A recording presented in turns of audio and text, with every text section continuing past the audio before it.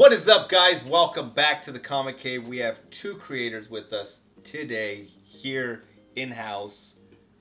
Erwin Papa, Warwick Walker from the Angriest Warrior Dead Ends. This book was fantastic, guys. It was awesome. Yes. Thank you for being here with us. We appreciate your time. Where did this come from, this idea? Who wrote it? I mean, Do you want to take this one? Yeah. Okay. Yeah. Angriest Warrior came from. There was a zine event in LA at Meltdown Comics. Do you remember? I do remember Meltdown Comics. Yeah, they used to have zine events. Yes, they used to have a zine event every month where you would do a drawing and then pay $3, and then the next month you would get all the drawings that everybody did in a zine, and it would just keep going. One of like the last events, someone brought in the stack of comics, like old comics, and one of the one I picked was Savage Sword of Conan. I opened up like, fuck, this is the one. I want this one. It was #1 too, but it was all beat up. Okay. And like some kid like drew in it. They drew like purple panel. They drew their own panels in the pages. I was like, oh, that's kind of weird. But I was like, oh, what if I was able to get Conan? What would I do with it?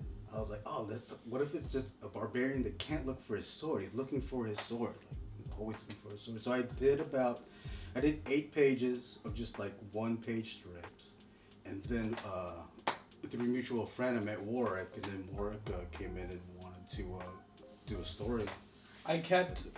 So we have a mutual friend, and that's how we ended up getting connected. And every time I ran into him, we'd always meet up at bars and stuff with all the guys, and I knew he was working on this project, and I would just get drunk over and over again, and I would just be pitching really absurd, dumb ideas for it. And eventually Erwin was just like, hey man, like, do you think you would want to try writing? Because he knew I was super into comics. He knew I wrote a lot of comics, but I never really did anything with it. It was just writing for fun. And so I was like, sure, let's give it a shot. And so that's the product of him and me trying to actually tell a relatively short story, but try to make something that's solid, that's concrete, and it has it follows through. So because before that you were just doing the single pages, right? You were just doing single page comics. Yeah. So this was one of the first, like, other than Ragnar, right? Because Ragnar came out before this one. Right. Yeah. So. Ragnar. I also did. I think I was also doing James. I was doing James Groban as I was working on this as well. Yeah, but it was basically always like short, 13-page, 14-page comics, and then this one was like the longest. Up to that like point, 16. Yeah, we were breaking records at that point. There was like a lot of stuff to figure out here. Like this one was like building patience, like to get through each page, and then working with someone else's script rather than making it up on my own. Like seeing how they interpreted the character and what they go through. Now I have to like work with that, right? And then like what else could I add visually to that script? A little bit of world building. Yeah, definitely. Always, I think always. Yeah, we got that from it too when we were flipping through it, and when we read it, I was like, Jesus Christ, it seems like there's a lot more going on here, which is fantastic. I mean, it never felt overwhelming. It was actually like, I think closest to perfect as we could imagine. We're like, dude, this is so badass. Like, this is great. This is why, you know what I mean? We weren't just spotlighting it because for the heck of it. It was because it was actually really well done. So kudos to you guys. It's a really good character to work with, and he gave me like free range. So I'm a huge fan of Conan the Barbarian, so I was already immediately on board with the character. But when he started letting me make the world, and I made it like pretty ridiculous. Like clearly it's like kind of a medieval fantasy setting, but there's a box of cereal, there's milk cartons. Yeah. So it's like that suspension of disbelief. I'm bringing stuff from our everyday life, and putting it into this like absurd fantasy world. So it all makes sense, but it's still kind of wacky and fun in its own weird way. So I don't know. It's horrible to compare it to it, but like it's like Shrek, Shrek does a lot of shit like that, where like they'll take a lot of modern shit and they'll just be like, how can I make this like more fantasy-esque? And like I don't know, that's a really fun aspect of it. Just coming up with the cereal bones and bits, you know what I mean? Like that was it's such a small part of the comic, but it's so fun to create fake merchandise, fake like products in this like universe. So, but yeah. So you mentioned Shrek. Is that the next like property you guys are I'm tackling? I'm a ghostwriter for the upcoming Shrek film. We spoke with those letters, the SKG, on the bottom of the Shrek logo. The Spielberg, Katzenberg, and the G. You know, the gangsters. Gangster Boys. Yeah, that's our production Spielberg, company. Katzenberg, and Gangster Boys. We're doing this is the first DreamWorks Universal comic based on Shrek. Yeah. Yeah, Shrek's Day Out. The Shrekkening. The The Shrekkening. Shrekkening, Shrek sells out. He needs to go find his donkey. Yeah. Oh, Shrek? Yeah.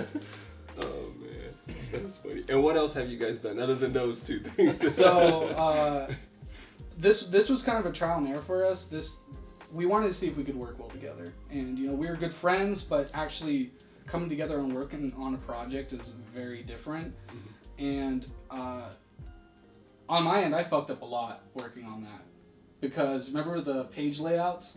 So I'm dumb and I just assumed, oh, if I got a rectangular piece of paper, paneled it out, and just gave it to him, that would be good enough. Didn't realize the sizing or anything like that, so he ended up having to go back and resize a bunch of the panels to fill the layouts and stuff like that. There's a bunch about comic books that I just didn't realize goes into it. And this comic was a really big step and a good educational. You know, I'm glad we started small. 16 pages, like the comic we're currently working on right now is 64.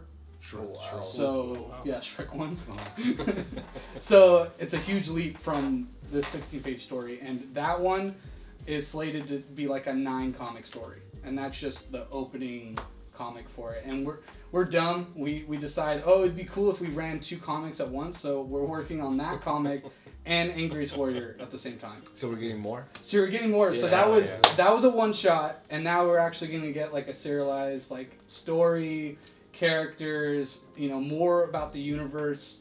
I was a big fan of like heavy metal and stuff like that as a kid, so a lot of the world takes inspiration from some of those aspects, and just it gets weird, it gets fun. Basically the concept was sometime in the 80s there was just a nuclear fallout and everything went back to medieval times, so there's a lot of remnants of 80s technology and civilization, but they're all living in this like medieval fantasy kind of setting. Like, oh, there's cars that are broken down everywhere, but nobody knows how to use that thing. That thing's broken down. So it's just fun taking these characters and imagining them in that dystopia and imagining how they interpret things when they find things, or, oh, how can I repurpose this and stuff like that. So that was a big aspect of it. Yeah. And all, like, Warwick's story is like the Angriest Warrior according to Warwick. Like I kind of want to treat, like, even the original 8 pages has almost nothing. There's one little bit in it, but it has nothing to do with Warwick's story. And like, you know, like collaborating with other people, I'd like to see how they would interpret the Angriest Warrior in their eyes. Like, where would they take it? I kind of want to treat it kind of like James Bond. There's Sean Connery, Timothy Dalton, Daniel Craig. Pierce Brosnan. Like, they were all James Bond, but they all occurred in different eras. But they're the same character, but they're not. So I kind of want that for the Angriest Warrior. Like, any writer could like take it to wherever they want to, whatever they want to do with it. But just as long as it's someone looking for his sword. That's the one stipulation. That's the only stipulation. You can put him in the future if you want, but a cease and desist the second he finds his sword. He has to always be angry and always be looking for his sword. That's it. You can do anything else you want with it. Yeah. Okay. Nice. And that's almost like what happened in here. Like, he went out to eat. He went out to make photocopies. It has like almost kind of nothing to do with him like looking for his sword. Oh, it's a slice of life. That's how I see it. The day in the life. A day in the life. Yeah. And then in the end, he gets beat up. Yeah. And then he starts beating up. Yeah. Okay. So. Nice. We'll cut to the violent fight. Oh yeah. That sick ass double page spread that you got going on. Yeah. That was. originally for that fight scene, because I was like, oh, it would be a super dumb gimmick. I'm not sure if you remember this, but I was looking at those. You could buy the programmable like happy birthday cards, but you can put your own music on it. So we were just gonna have some hardcore like metal playing the second you open that page, but it just turned into too much work. Like all good things, and I just immediately gave up. One day. Yeah, it will be out there eventually. Make it a con exclusive and package it up all nice and shit. Yeah. Yeah, that would be it. You guys mentioned you're working on 2 projects. What is the second one called, and what is it? So, as we've been talking about the Angriest Warrior, it's really fun and ridiculous and kind of lighthearted, almost like a Saturday morning cartoon kind of vibe. We really enjoy writing that, but also we wanted to show that we could do something more serious. So that's why we ended up deciding to work on a project we're calling Vile. And basically it's like a sci-fi, future dystopia, but it's about this character who's dealing with depression, guilt, addiction, a lot of pretty serious things, and how he's coping with them and kind of what he gets caught up into. We're also big fans of, body horror. We were talking about John Carpenter, so we were like, we need a bunch of body horror in this, so it's going to get really gruesome, really fun. We were talking about the whole Senpai Power Ranger kind of vibe too, so it gets pretty wild, but yeah, I guess this new comic that we're working on in tangent with this one is kind of more of our like dark, like look what else we can do. We can do this, but we can also deliver something else. It's also a slow burn too. The It first is. issue is 64 pages, and we're just like taking time, showing off the world. There's like two double page splashes in a row. Yeah. I'm really into world building, and I think splash pages are the most effective way of just really giving you a zoom out of just everything that's going on in a scene. And yeah, I purposely, in the beginning of that comic, it's splash after splash, and they're gorgeous. Like, Erwin's been killing it, like he always does. And it was really fun, because when we talked about, hey, we should do something serious too, I asked Erwin, what do you want to draw? And of course, he brought up all the crazy headdress characters and busts and, designs you like to do. So I was like, yeah, for sure, we got to do a sci-fi story. So we ended up doing that. But I think we've talked about this. The sci-fi isn't really like a core part of the story. It's kind of just the backdrop. It's more human. That's why I was always a fan of like Akira, because it never felt like I was watching something that was about like, oh, this is a futuristic city. Look at all the futuristic stuff. It was, no, this is about the relationship of two people. And so I thought, I want to make a story like that, but with a really badass backdrop. Yeah, since no one's paying us, we can go as long as we want. First issue is 64 pages. The rest of the issues is 44. Yeah, so the 64 is just because it's like, we're setting the showing scene, you everything. you know? Yeah, like, we're so- trying to like make every page count. Like even if it's like a quiet scene, visually it's loud. If there's a loud action scene, then the art needs to match that at the same time. I think going bigger on the first issue is a really good call. I don't know how many books I picked up, and it's like you get 22 pages and it's good, but it's like it leaves you wanting more, and it's like I gotta wait a month. Just like you barely set me up. Like give me like I got a tease of an idea. Like you gotta give me a little more if you're gonna hook Yeah, me. and So- Image does. Well, I was about to bring up Ultra Mega. Their single issues, those were some meaty Those were issues, nice and they and were fat. They were gorgeous, and they whet my appetite, and I was like ready. It was all right. Let's. Kirkman did like a trade for like his Firestarter. Firepower? Firepower. Firepower. Like Yeah. it was a trade. Mhm. They just released a trade first, and then they went into the series. I'm like, oh, Damn, that's sick. that's like just giving you everything. And Yeah, if they're you like, like here's all the this, setup, we're and doing the then whole follow series. along. Yeah, that's cool. I like the comics can do stuff like that. I wish more companies did stuff like that. Or teams. Comics are just a really cool medium. Like you Yeah, can it's the cheapest. you can do things. Oh, I would say it's the cheapest. Like I think it's You're the cheapest. slaving Out away. of all the media stuff, I think it's the cheapest way to get an end result. well, so before I dropped out of college, I was going for film, and comics kind of like felt perfectly into that because doing film is super hard. Getting actors, setting up scenes, doing all this stuff. Erwin's just a god and just creates everything per panel. So So when you're saying about like dropping out of film and all that, I'm hearing that a lot from a lot of the creators we're talking about. Is that a lot of them are people that did film and then they're like, you know what am I doing, slaving away on this when I could do something that I love and I could throw it out there and have someone do the art and not have to. And then you could pitch it. Yeah, and then you could pitch it and then have somebody else make my vision. Like, let them worry about the money. Like and everything else. you're like in the same path as a lot of writers that we've been talking to. That's cool. And I'm glad to hear. you're in the right spot, bro. Like that's awesome. And I think the most important thing we get from them though too is that they're not, like you said, they're not worried about the money. What they're more concerned is putting out what their vision was, what they like. You can read that love in all those comics. Like, oh shit, there's a lot of love in this. That's what I want. You know, I work full time. You know, Monday through Friday, and shit ton of overtime. I'm exhausted, but at the end of the day, I still jump on our stream to contribute and be part of it when the comic's being made.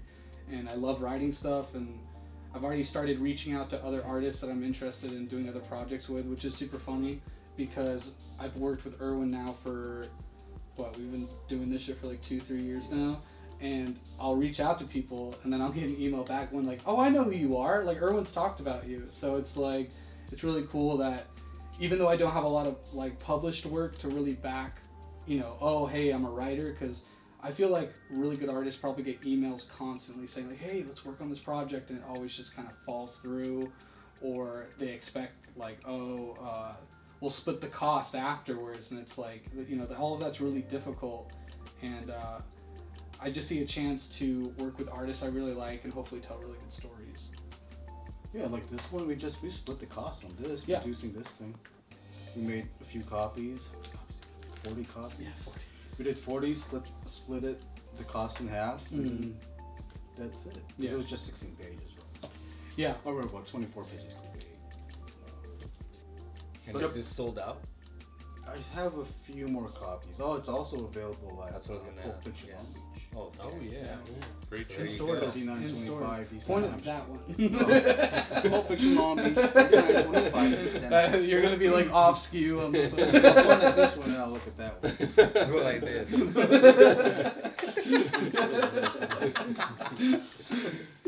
Also with Warrick's story, Warrick had in here where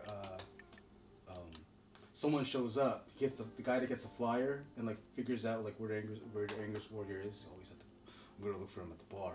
Yeah, so at the bar, I already drew that character previously, and when I got Warrick's script, I'm like, oh, I'm gonna use this guy that I already drew in Warrick's script. So then my pages, what I already came up with, ties into Warrick's story if you wanted to. Because then like modular. Yeah, it's modular. I can still take that story and like run with it, you know, whichever way I want to go with it, and then like Warrick can take it to whichever way he wants to go with it. So it is modular. That's how I would like to see it. It's like your favorite Spider-Man stories. Like you have your favorite ones, but the ones that are favorite, like your 5 favorites, continuity-wise, they might clash. But it doesn't matter anymore because it's a good fucking Spider-Man story, right? Yeah. Which is why we, like, a lot of times we'll talk about, you know, if people don't like what's going on now, I think it's cool to go and do something like Elseworlds type stuff. Yeah. Like when you take the superheroes and put it in something like that, because that's totally like up to the always creators. works. Like why is that? Oh, you put that Elseworlds label or the What If label on it, it always works. Yeah. Because you let go of a lot of stuff. Yeah. All that stuff goes out the window. You don't have people being picky. It's like, oh, continuity. Well, it doesn't fucking matter because it's what and then if it is big, then they do make it. And then they make it canon. Like, it was really successful. That's canon now. Wasn't Into the Spider-Verse like that? Yeah. Wasn't Into the Spider-Verse supposed to be like one shots or something like that? And then all of a sudden, oh, everybody likes Gwen Stacy or Spider-Gwen. Well, guess what? She was always meant to be part of his story. There's also that Spider-Man's daughter that continued from the comic books. That's not canon. We don't talk about that. Did that come from What If or no? That wasn't What If. That was in the new one when they relaunched that one time, you know, like the Renew Your Vows. What's that one? It was one of those that they retcon later on, and it didn't count. Yeah, but that's, we see that shit, dang. So, you were talking about how comics are like some of the cheapest entertainment. I agree with you 100%. But it's also important when you get quality shit. Because, like, you know, $4 and you get 5 books, that's already 20. So, like, we're always kind of discussing, and that's what's so hard about, you know, the rack selection nowadays. It's so difficult to pick up a book and hope, you know, I'm spending money on something that is going to be good. Maybe not necessarily going to go up in value, but that's definitely going to entertain me. So you guys going with that idea of dropping a 64-pager, it's like brilliant because, yeah, it's going to give us everything we really need to get going and then hitting the ground running the next issue after that. So, Yeah, I hope so. What's your guys' opinion on, we've kind of noticed in the process of doing all of this, obviously, we're probably going to try to launch the project through Kickstarter or some kind of funding platform, but we've noticed indie comics are really expensive. People... Because people are putting their hard-earned bucks into it, so they're hoping to get some money back, at least to pay for their food at the convention. I feel it. I get it to an extent, but, like, I've seen some 22-page comics, like, trying to go for, like, $20. And... If I don't it's a wanna graphic sound... novel, I'll buy it off them. But if it's a 22-pager, hey, good luck with your project. Yeah, because we always wanted to stay tried and true to like the core price of what a comic is, and we realize that we're potentially like losing cost. Like, you know, we could be making more if we up the ante. Obviously, the 64 page is going to be a little bit more, but we weren't talking a crazy price. And we were talking about, because I'm not really a huge fan of PDFs, but I know some people love PDFs. PDF is dirt cheap, because like if you're not willing to commit to a physical copy, but you're willing to buy like a $2-3 PDF just to try it out and potentially become a fan, cool. Like, I don't know, I've noticed in the climate of like independent comics, the price of comics getting really high, and you see their goals and you're like, whoa, that looks like a lot of money, but then you see they only sold 100 copies. And to me, that's not successful. I'm not looking at the end cost. I'm looking at, I want to get this to as many readers as possible and hopefully build a fan base that's genuinely interested in what I'm putting out and will continuously, hopefully, support me in this endeavor. Well, one thing that I've seen that James Tinian does really well, he's a Silver Coin, Something's Killing the Children guy. He's got a website where it's like merch of his stuff.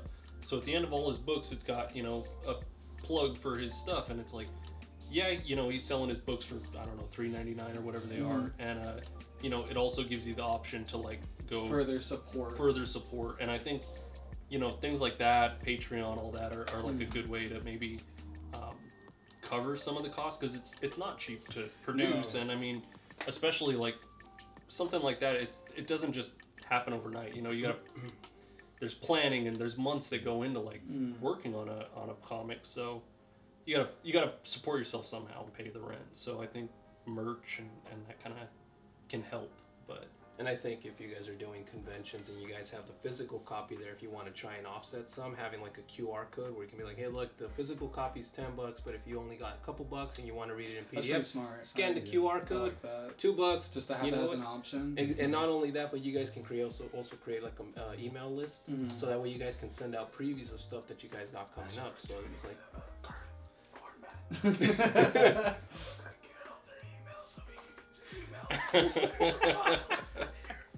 Everybody for the next Kickstarter project. Why don't they get drink? See the breakfast picking this up, right? oh yeah. I'm the ideas guy. I'll just shoot them out. Yeah. You guys do.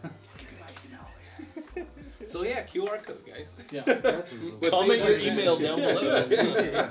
But like things like that, like I think you have to. You're right. You have to get creative nowadays to sell a comic. Especially in a climate with how many people are out there trying to throw out their product. How many Kickstarters are being thrown at us on a daily? Like when I signed up for Kickstarter and I bought one thing, I was being bombarded with all this stuff, and I'm just like, all right, I gotta unsubscribe to Kickstarter because I'm sick of it. Yeah, so I think that having your fan base keep in touch with emails like that, it's coming directly from you and not a third party. That way they don't go directly into spam, and that way you guys don't get lost in the spam either. That's just, but I think, yeah, like what he was saying, having so many people in Artist Alley, there's so much great work out there. But trying to stay as close as you can to the cost of a comic. That's something that we as like the fans appreciate, but it's also something that you have to kind of consciously be thinking, all right, I can't lose money each and every time. So, but you know, you have a noble, you know, that's to me that's really cool. Like that's awesome. I respect that a lot, especially from creators.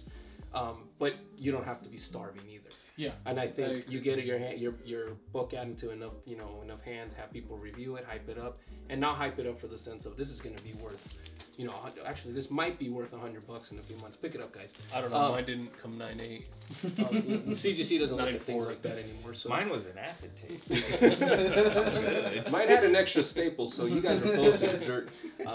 But yeah, I think that's we appreciate it as fans. But I think just getting creative with things like that, giving people the different types of options, or maybe split it into two. You know, I was like, hey, if you can't afford a 64-page one, maybe we got a cheaper version that's like on the different paper or something. You know, it's tough.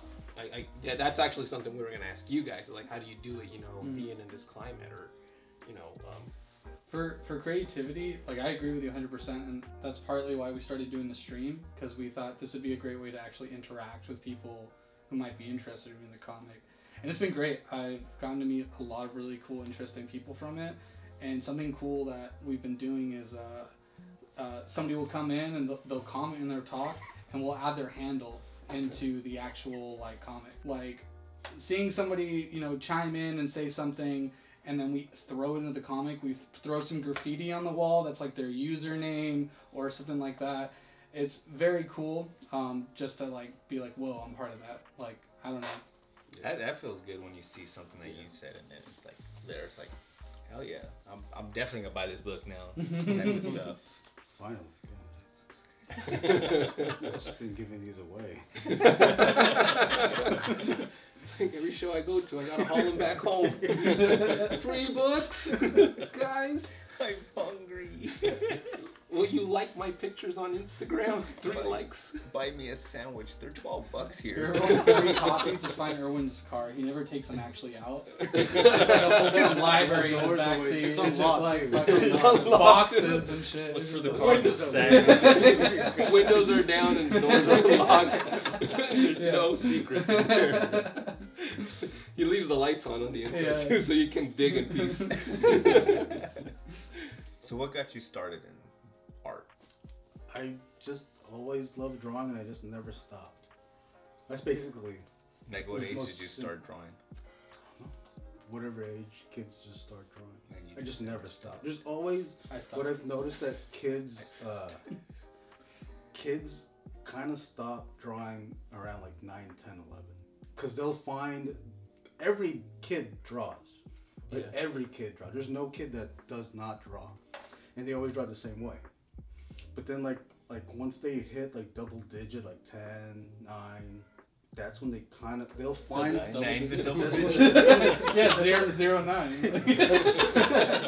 009, 007. But then that's when they'll find like other stuff that they get into. Like they get into sports, they'll get into I don't know, video games, whatever else. Politics, Shakespeare. But they get into other stuff. I just kept going. That's why I suck at sports. You know? That's why You can't catch. That's why I can confirm That's why that. I suck at reading, right? You know, Suck at reading. Stop reading. I don't know. How do you read his scripts? Warrick just One word. I call up Warrick. I was like, what is this page? Page what? And go like page with like a line. Some of my and a storyboards line. are real rough. I I'm love not It's gonna like, lie. oh, page 11. They're like Yeah, stick page 11. figures What? and like What? you good? Yeah. For a second, I thought you actually I was like, he's really But yeah, like we even joked around that maybe when we do it, because ideally after we finish a comic, we'll do an actual like trade, and we thought about just for shits and giggles throwing the behind the scenes, but it's fucking bad. Like it's bad. Like seeing how he interprets like my door frame with a stick figure and then draws like what he draws. It's pretty hilarious. Like, So We'll bring it next time. Like it's pretty close though. It is. Yeah, and I always it's bad, but it's close. like working with people's scripts. Like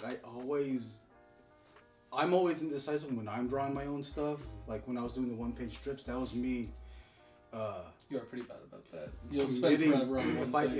if I finished a page, I'd be proud of myself. Like, I finished a page, like with one like little bit of story in there, and like then I have to like think about the next page.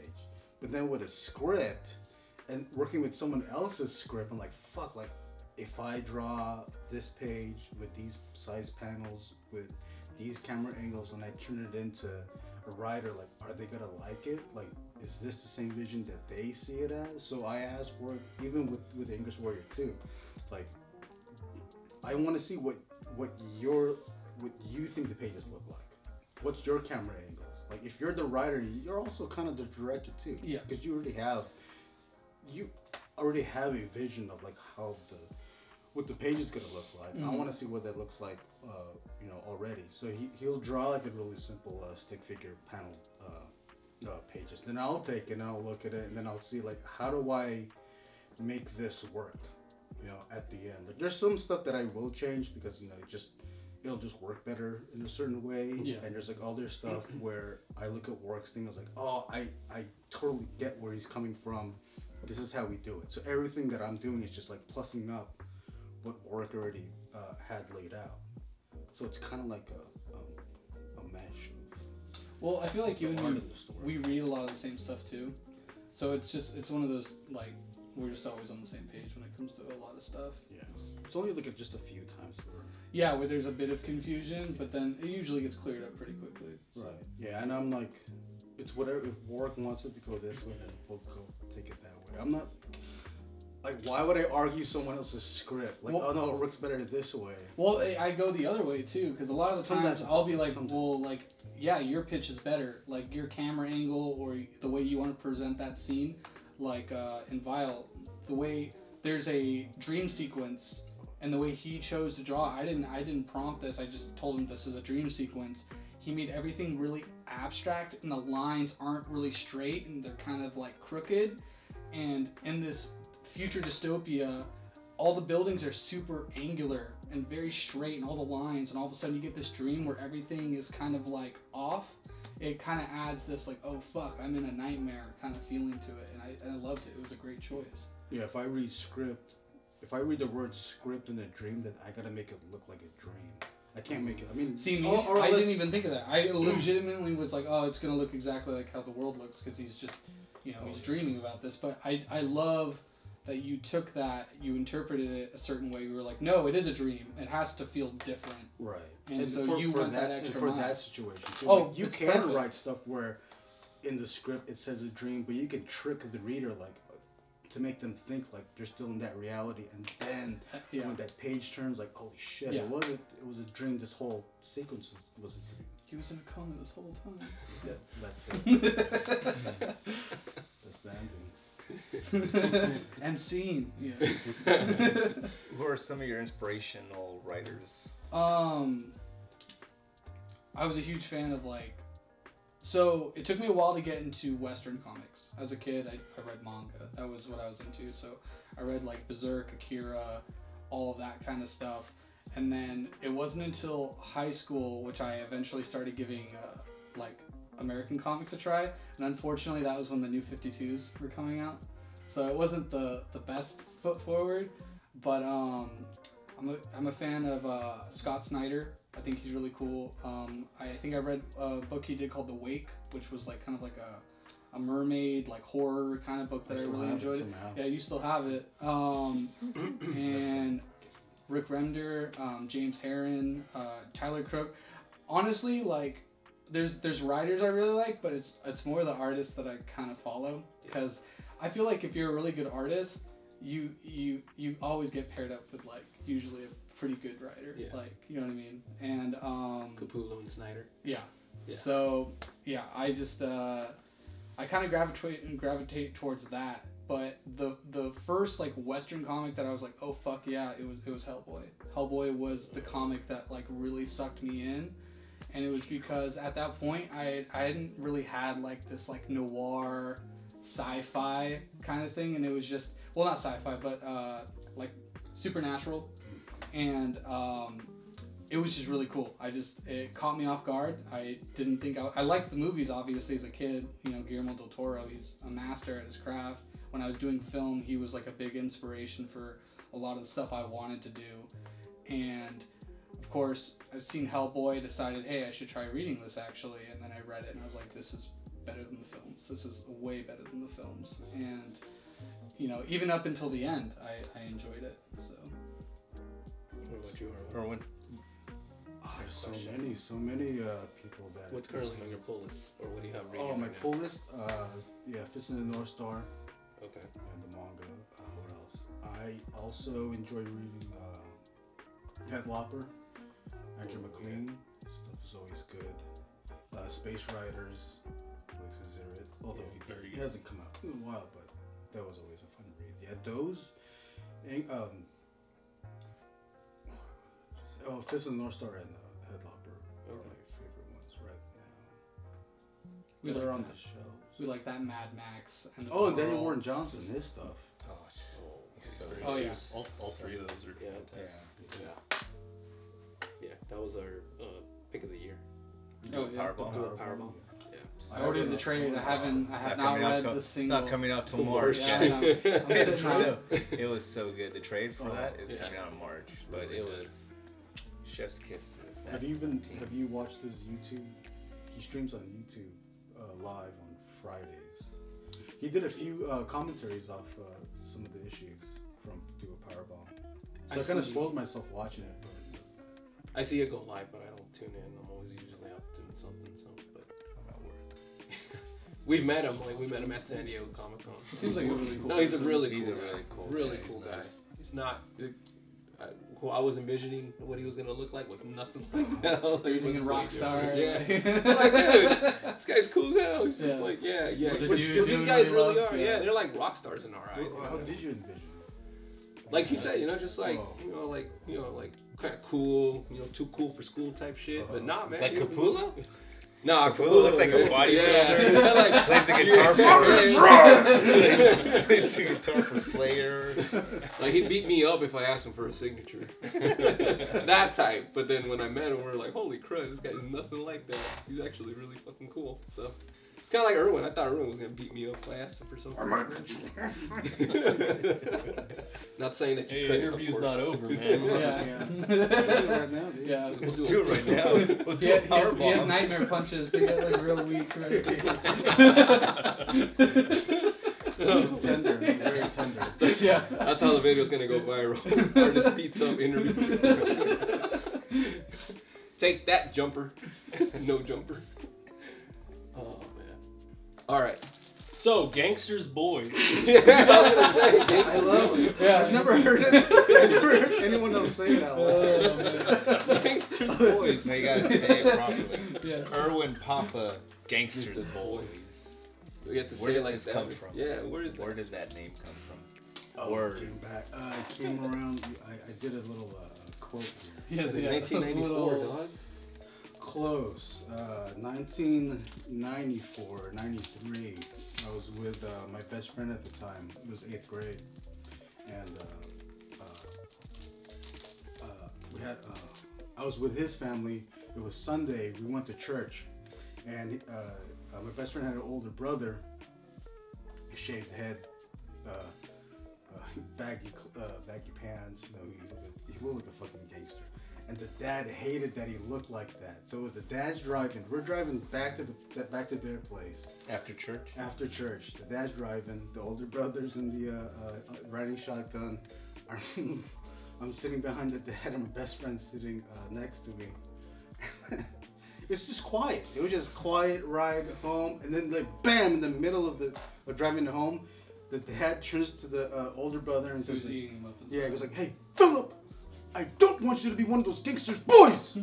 And he said "gangsters boys" because of the accent, right? It was just a second language to this guy. So I heard, But he was so fucking serious and so fucking pissed off. And he said, "Gangsters Boys!" And then I fucking bursted out. I had to hold it in because that was fucking mad. But then me and my best friend were like laughing. And I was just like trying to like hold in the laughter all the way going home. And I was just like still like short little burst. And that never left me. 30 So years that's a later. core memory then. Yeah. Core So then memory. I put the quote as almost kind of like a tribute dedication to that dad. That is And if awesome. you He didn't guys- want his son to be a gangster. And what'd you say? If it sells out in the first week of launch, he will get that tatted on his back. I will. Let's help him make it happen, everybody. Come on. I think What I don't want you to be What one is of that the on your Gangsters back? Boys. It's Oh, that's, something I that will don't want always you to be stay one- with me. Oh, 1984, that's me. Oh, that's so good. But it, like 1984, that's Eazy-E, Snoop Dogg, Dr. Dre, That's- NWA, yeah, that's- Ice Cube, all that stuff was happening. I was trying to think. I'm like, man, was that from Boys in the Hood? Where's that from? I know it's from something. That's But real you're life. older I than heard that in real life. I was 13 years old when I heard that. That's a life.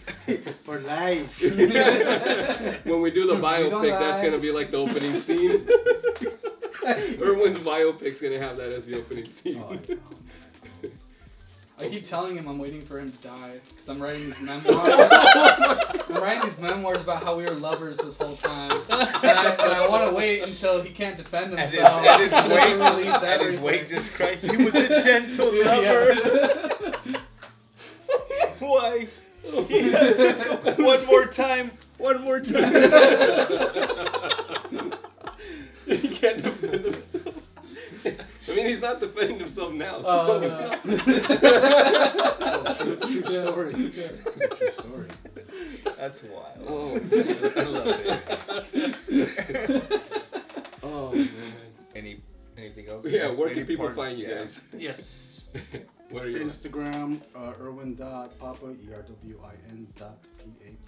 Oh, camera, stop looking at the fucking camera. Also, Ink and Drink Long Beach. I think you just search for Ink and Drink Long Beach on Instagram. We have a monthly event. The next event is January 19th. What else are we doing? There's a weekly Ink and Drink online. The links are in the Ink and Drink. We're not gonna get the comic book Instagram. done. You got too much shit going on. I have a bunch of work. I just finished action figure pieces, and they want more stuff. And then there's an 80-page. There's an 80-page comic that I'm doing layouts for with someone that I previously worked with. So, I think that's all I can say. What else am I Is working it? on? You're just doing layouts. Is that really? Oh yeah. that There's really another. work?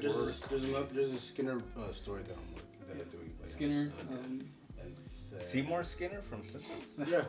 That's Armin Tanzarian, dude. Wrong. We don't use Yeah, that with name. balloon bug. The balloon. I stink. What else? And Warwick, where do we find you at? I'm just on Instagram, All right. and there's nothing posted to it. So welcome to the wasteland. How many more followers did you get? Oh, dude, you've given me so many more followers, and I just love the idea that they're like, I oh, know, who's I this like guy? And they come there and there's fucking nothing. If you're lucky, you'll see those 3 stories he posted. Yeah. I'm limited. You see, it's a slice of life page. That's what it's like. You just get the story, and that's it. It's gone forever. Your picture should be a tumbleweed. All right. So we have Warren, the recluse walker. We have Erwin Papa. Erwin Gangsta Boy Papa. Yeah. Gangsters. This- Gangsters Boys. All right. G and the B. This Well, is it. thank you so very I much know, for guys. being here with us tonight, dude. This was awesome. Thank you for having us. We really appreciate it. Thank you guys. Check out their books. Available at Pulp Fiction Long Beach. They have it Check on out their all the websites. links. We'll share all the links below. And we can't wait for Wasteland. I mean, Bio. Bio. You're in No, Wasteland's the next one. Please like, subscribe. Oh yeah, we have Twitch too. Check us out on Twitch. Don't do that. Don't do that. Oh yeah, check us out on Twitch. We film we stream Thursdays and Saturdays. There you go. Man, you are busy. How do you find time to He make doesn't. these comics? Well, Ink and Drink, you could work there, right? And do all your... I've paused it. I work at a You want to see those pages live? Come to Ink and Drink. We're out.